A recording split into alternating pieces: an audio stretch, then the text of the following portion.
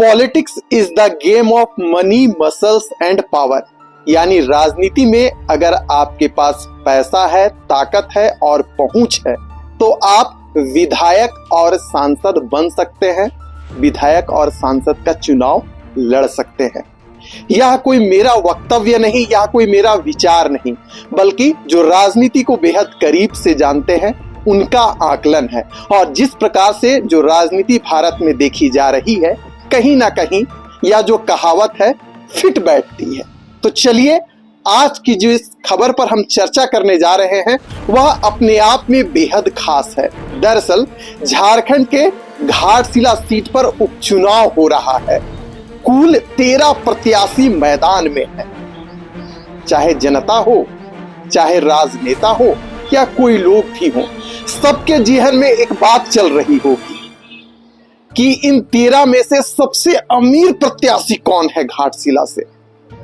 और एक बात और चल रही होगी कि घाटशिला सीट पर कौन विजयी होंगे, कैसे विजय होंगे, क्या रणनीति बनाई जाएगी, कौन कौन सी चालें चली जा रही हैं, इन सब विषयों पर आज हम चर्चा करेंगे। लेकिन एक बात तो तय है कि घाटशिला में जो उपचुनाव हो रहा है वह झारखंड मुक्ति मोर्चा के लिए सम्मान की बात है, तो वहीं चंपाई सोरेन के लिए इज्जत की बात बनी हुई है, क्योंकि उन्हें कोल्हान का टाइगर कहा जाता है। लेकिन एक और टाइगर मैदान में है, उनका नाम है टाइगर जयराम महतो, जो जेएलकेएम पार्टी से आते हैं और उनका भी एक प्रत्याशी इस बार घाटशिला उपचुनाव लड़ रहा है। जो 2024 में झारखंड में विधानसभा चुनाव हुआ था उसमें भी वह फाइट किए थे, तीसरे स्थान पर रहे थे और उनका नाम पूरे झारखंड में चर्चा का विषय बना हुआ था।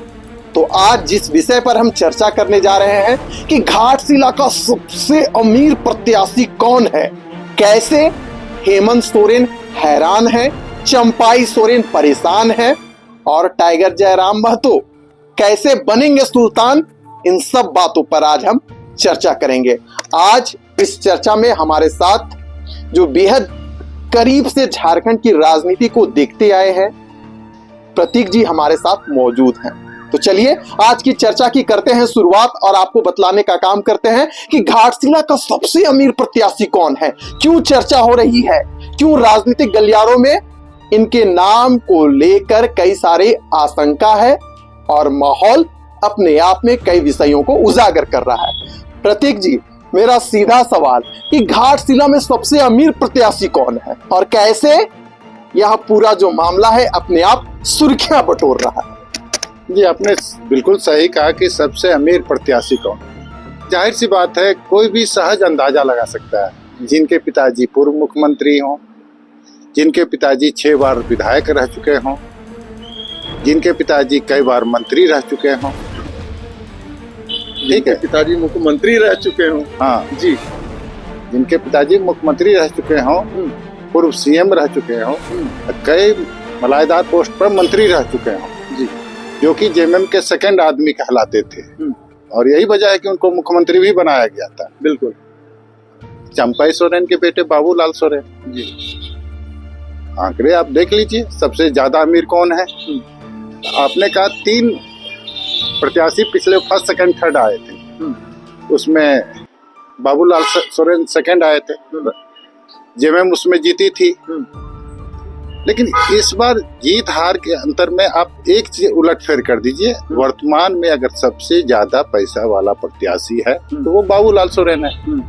सेकंड में आ जाते हैं रामदास सोरेन के बेटे सोमेश सोरेन और तीसरे नंबर पे जैसा कि रिजल्ट आया था जेएलकेएम के प्रत्याशी मुर्मू जी हैं। तो और भी कई प्रत्याशी हैं जो इनसे भी नीचे हैं, लेकिन टॉप 3 में आप देखिए तो बाबूलाल सोरेन है। बिल्कुल।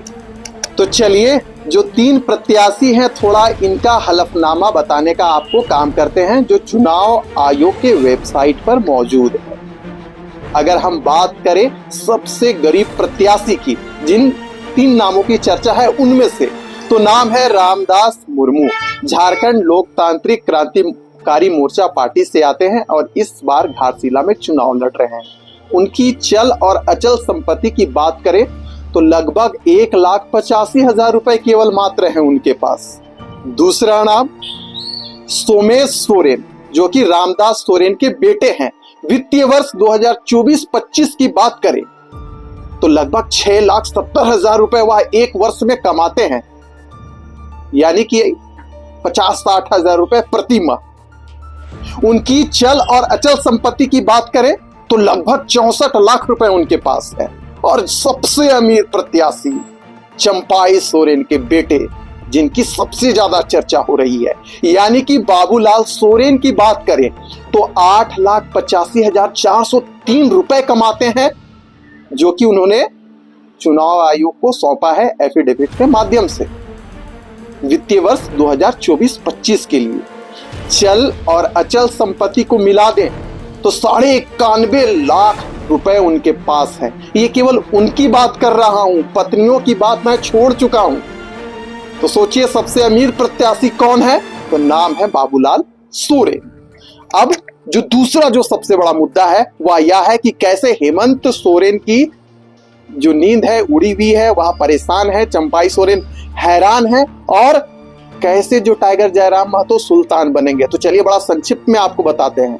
दरअसल आजसू 2024 में कोल्हान में 3 सीटों पर चुनाव लड़ी थी और सुदेश महतो की नींद उड़ी हुई है, क्योंकि टाइगर जयराम महतो काफी शानदार तरीके से बैटिंग कर रहे हैं और भारतीय जनता पार्टी की भी नजर है, यानी कि हो सकता है आने वाले समय में भारतीय जनता पार्टी जेएलके में एक साथ दिखे। यही कारण है कि ग्राउंड लेवल पर सुदेश महतो को मजबूरन वहां पर बैटिंग करना पड़ रहा है। दूसरा कि जो भी घटना घटी घाटशिला में और चाईबासा में, वह हेमंत सोरेन को विचलित कर सकती है और जो वोट का ध्रुवीकरण है कहीं ना कहीं इफेक्ट डाल सकता है। बात रही चंपाई सोरेन के, तो खुद उनके अपने ही नदारद दिख रहे हैं घाटशिला में, वह अकेले प्रचार करते दिख रहे हैं। हमारे सहयोगी प्रतीक जी हैं, बड़ा संक्षिप्त में आपसे जानेंगे कि हेमंत हैरान है, चंपाई परेशान है और लोग चर्चा कर रहे हैं कि इस बार हो सकता है जयराम सुल्तान बनेंगे। कैसे प्रतीक? देखिए, जयराम महतो का ये पहला इलेक्शन था 2024 का। वो हर एक विधानसभा क्षेत्र में कमोबेश अपना कैंडिडेट खड़ा किए। काफी अच्छा मत प्रतिशत उनको कैंडिडेट को भी आया। एक सीट वो डुमरी से जीते भी, एक टाइगर को हराकर जूनियर टाइगर जीता। वर्तमान के परिवेश में वो सुल्तान बनेंगे कि नहीं ये कहना मुश्किल है, लेकिन आपने जो पहले कहा था गेम चेंजर जरूर बन सकते हैं। रही बात आजसू के भी चेहरे पे सिकन है। बीजेपी काफी करीब से जयराम को भी फॉलो कर रही है, आजसू को भी फॉलो कर रही है। और ठीक है, 10 ही सीट पे आजसू ने चुनाव लड़ा था, लेकिन अगर देखा जाए तो ये तो अधिकांशतर सीट पे चुनाव अपने कैंडिडेट को लड़वाए थे, लेकिन आजसू से कहीं अच्छा ज्यादा अच्छा मत प्रतिशत इनको आया।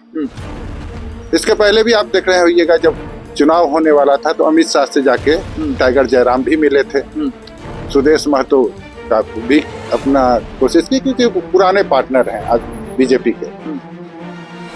लेकिन वो कहते हैं ना कि भाजपा अमित शाह हो या मोदी हो, किसी भी नए पार्टी को या किसी भी पुराने पार्टी को काफी गंभीरता से देखते हैं। कब किसके साथ क्या बर्ताव करना है वो भली भांति जानते हैं। पिछले इलेक्शन की बात करें, अभी देखिए चिराग पासवान उनके हनुमान बन के रहे। चिराग पासवान बिहार में हर एक जगह अपना उम्मीदवार खड़ा किए थे, अधिकांशतर जगह जहां नीतीश के कैंडिडेट थे। यही वजह है कि नीतीश कुमार उस समय कमजोर पड़ गए थे और 5 वर्ष का वनवास हो गया था चिराग पासवान को। एक भी कैंडिडेट उनका नहीं जीत पाया था। साथ में कौन था? उनके चाचा पशुपति नाथ पारस। 5 साल तक वो केंद्रीय मंत्री रहे। या इवन इनको चिराग पासवान को घर से भी निकाल दिया गया था। लेकिन ये राजनीति है विशाल, बार बार मैं आपको बोलता हूँ, यहाँ कुछ भी संभव है। आपने जो बोला कि हो सकता है बीजेपी की पैनी निगाह जयराम पे है, तो हो सकता है अगला इलेक्शन में गठजोड़ भी हो जाए। बिल्कुल। और आजसू अभी तो खुद को ठगा हुआ महसूस कर रहा है। तो देखिए आगे होता है क्या। बिल्कुल। तो चलिए, घाटशिला में उपचुनाव जरूर हो रहा है, लेकिन इस चुनाव पर चाहे भारतीय जनता पार्टी के आला कमान हो, उनकी नजर इस चुनाव पर टिकी हुई है और झारखंड मुक्ति मोर्चा भी अपनी आंतरिक शक्तियों को परख रहा है, क्योंकि 2029 में झारखंड में विधानसभा चुनाव होगा।